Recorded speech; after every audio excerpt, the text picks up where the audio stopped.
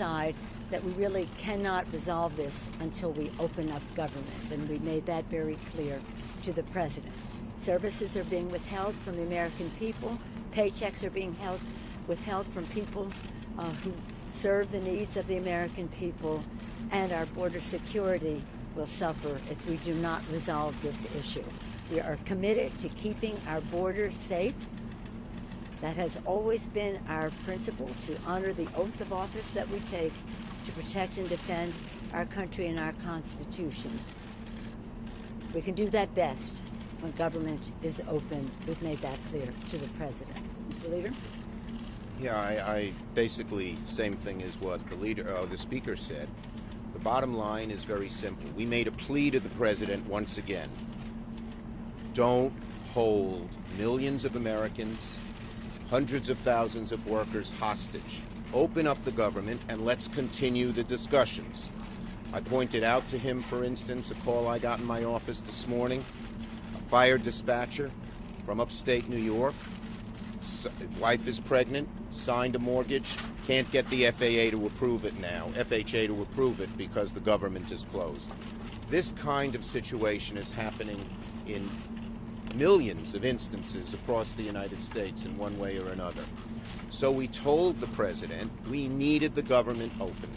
He resisted. In fact, he said he'd keep the government closed for a very long period of time, months or even years. The discussion then, we discussed a bunch of issues. As the leader said, they were somewhat contentious. And we'll continue discussing, of course.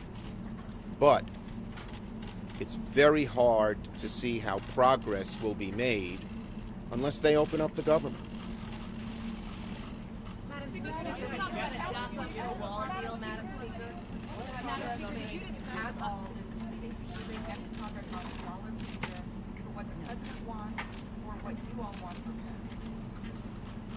How do you define progress in a meeting when you have better understanding of each other's position, when you eliminate some possibilities? If that's a judgment, then we made some progress. Is this a potential opportunity for what about a Yep. Thank you. Is this an opportunity to resolve this deal?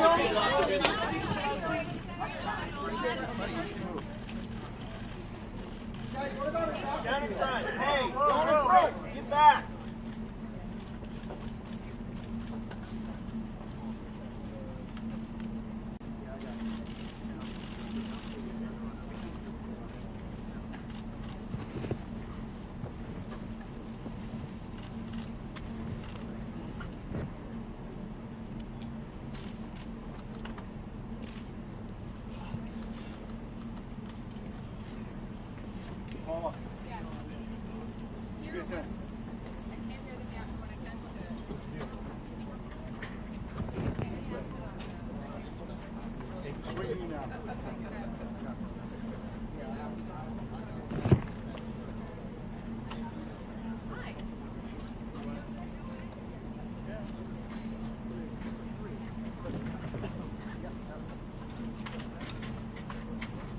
Are the Republicans not coming?